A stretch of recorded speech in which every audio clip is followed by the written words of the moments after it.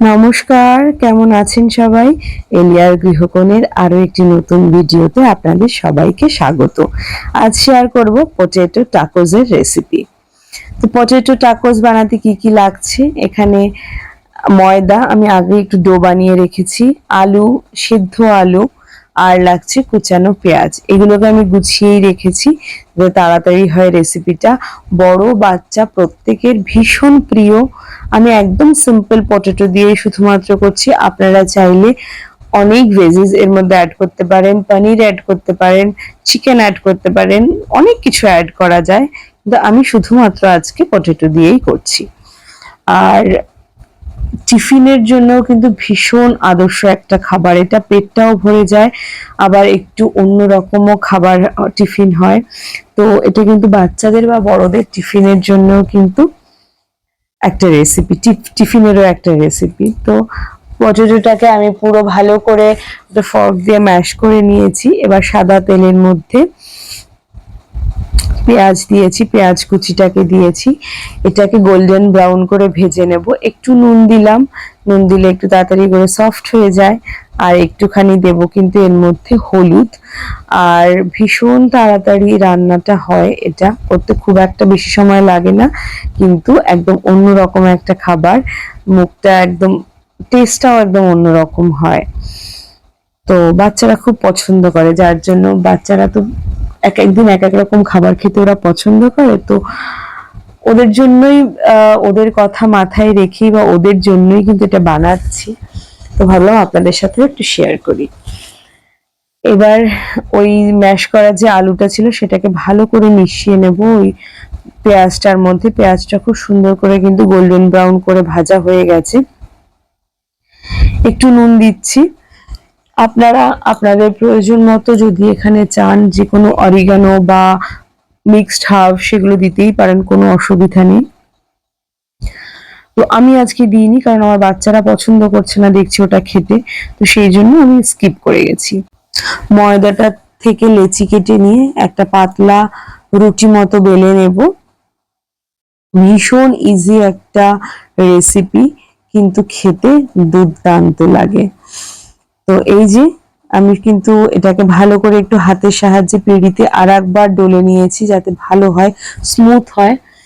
তো আমি এটা সবসময় করি, রুটি বা ময়দা বেলার আগে ভালো করে আমি হাতেও একবার ভালো করে মাখিয়ে নিই, ওই ডোটাকে একটু কেটে নিয়ে, আর তারপর সেটাকে আর একবার বেলন পিঁড়িতে আরো কয়েকবার একটু ঘষে নিই ভালো করে। তো আমার মনে হয় তাতে রুটিটা একটু নরম হয় বা ভালো হয়। এটা আমার একান্ত আমার নিজস্ব ব্যক্তিগত ধারণা, আমি জানি না এটা সত্যি কিনা। তো এই যে রুটিগুলোকে কিন্তু এপাশ ওপাশ করে একটু ভেজে নেব। 3টে রুটি বানিয়েছি, 3টে রুটিকে জাস্ট এপাশ ওপাশ করে ভালো করে ভেজে নেব। যেরকম আমরা রুটি সেকি সেরকম ভাবেই করব, তেল টেল কিন্তু দেব না, নর্মাল রুটি যেরকম আমরা বানাই সেরকম ভাবেই করব, শুধু সেকে নিইনি, ভালো করে তাওয়ার উপরে ভেজেছি। এবার এটার উপরে আমি একটু দিয়েছি কিন্তু স্যান্ডউইচ স্প্রেডার, আর দিয়েছি সস, টমেটো কেচাপ যেটা সেটা, আর ওটাকে দিয়ে ভালো করে চারিদিকে স্প্রেড করে এবার কিন্তু দিচ্ছি ওই যে আলুর যে পুরটা বানিয়েছি সেইটাকে। এবার এটা দিয়ে এবার দেবো একটুখানি চিজ, যেহেতু অন্য কোনো কিছু দিইনি সেই জন্য একটুখানি আমি চিজ দিচ্ছি। নর্মালি আমি চিজ আমার বাচ্চাদের একদমই দিই না, অনেকটা দিন পর আজ একটু চিজ দিলাম, খুব খুশি হয়ে গেছিল চিজটা পেয়ে। তো বাচ্চারা তো এগুলো পছন্দ করে, কিন্তু শরীরের জন্য একদমই ভালো নয়, খুব অল্প করেই একটু দিয়েছি। এবার কিন্তু রুটিটাকে হাফ করে ফোল্ড করে নেব। রুটির হাফ পোর্শনে ওই আলুর পুরটা দিতে হবে, আর তার বাকি যে অর্ধেক রুটিটা থাকছে সেটাকে ফোল্ড করে দিতে হবে। এবার এগুলোকে কিন্তু আমি আবার তাওয়ার উপরে দিয়েছি, দিয়ে সাদা তেল দিয়ে হালকা ভাবে ফ্রাই করে নেব দুপাশে, এপাশ এপিট ওপিট করে। গ্যাসের ফ্লেমটা কিন্তু মিডিয়াম রাখবো, না হলে আবার একদম পুড়ে যাবে। মিডিয়াম টু লো এরকমই ভ্যারি করবে।